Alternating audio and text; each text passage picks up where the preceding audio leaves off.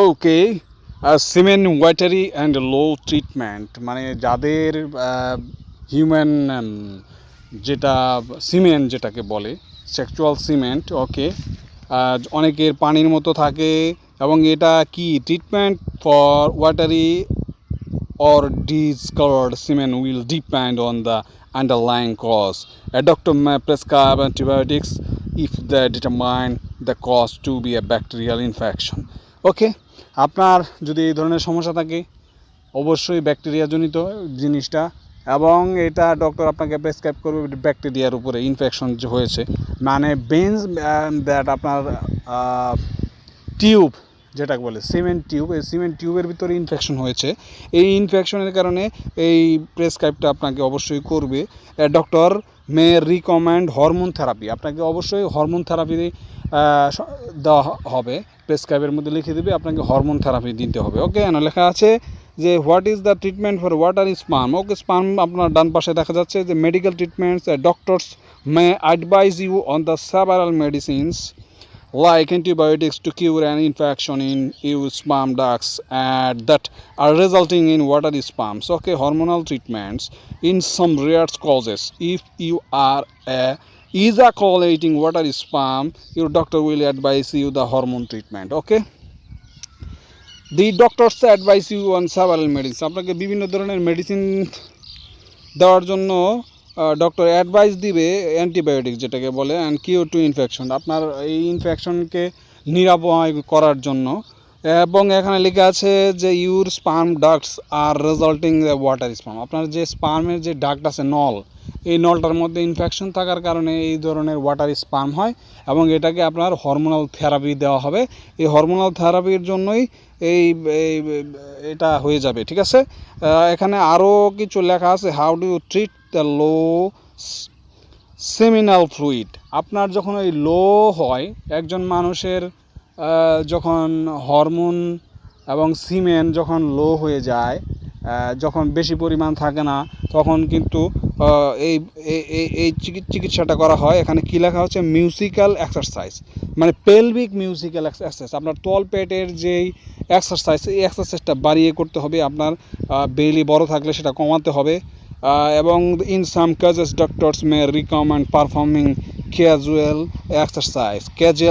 exercises and some other form pelvic musical exercise. ওকে, এখানে আরও মাংসপেশির ব্যায়াম আছে, সেটাও আপনাকে করতে হবে, এই ধরনের অ্যাডভাইস দেবে। মেডিসিনস তো অবশ্যই থাকবে। There are currently no food and drug administration FDA okay approved medicines treat weak ejaculation and physiotherapy. Okay, আপনাকে এই ধরনের করার জন্য আপনাকে ফিজিক্যাল থেরাপি নিতে হবে এবং অবশ্যই বারবার রিকমেন্ড করবে আপনাকে অ্যান্টিবায়োটিক্স এবং ব্যাকটেরিয়াল ইনফেকশনের জন্য অ্যান্টিবায়োটিক্স দেবে এবং আপনাকে হরমোন থেরাপি নিতে হবে। এখানে লেখা আছে যে how to make sperm থিকার and stronger. Okay, stop smoking, আপনাকে স্পার্ম পাতলা থেকে ঘন করতে হলে অবশ্যই স্মোকিং যেটা সিগারেট বন্ধ করতে হবে। স্টে ফিজিক্যালি অ্যাক্টিভ, আপনাকে ফিজিক্যালভাবে অ্যাক্টিভ থাকতে হবে, যেটাকে ব্যায়াম, এক্সারসাইজ, দৌড়াদৌড়ি এগুলোর মধ্যে।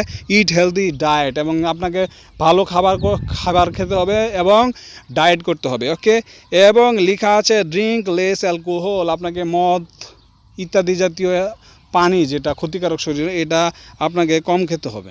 ওকে, এটা থেকে বিরত থাকতে হবে এইগুলো। এবং লেখা আছে ইজ ওয়াটার স্পার্ম ফ্রেন্ডলি।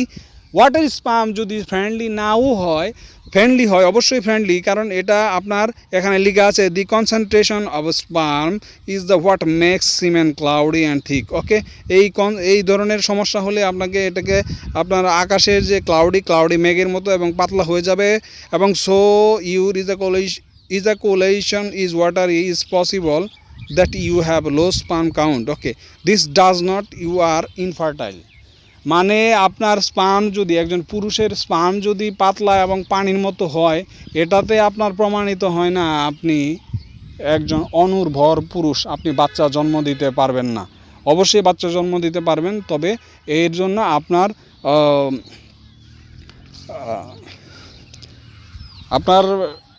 শরীরের যেই ভালো দিক সাইড থাকবে সেই সাইডটা কিন্তু আপনার থাকবে না, কিন্তু অবশ্যই আপনি ফার্টাইল, কিন্তু সব সময়ের জন্য নয়, ঠিক আছে? অল্প সময়ের জন্য আপনার, সব সময়ের জন্য নয়।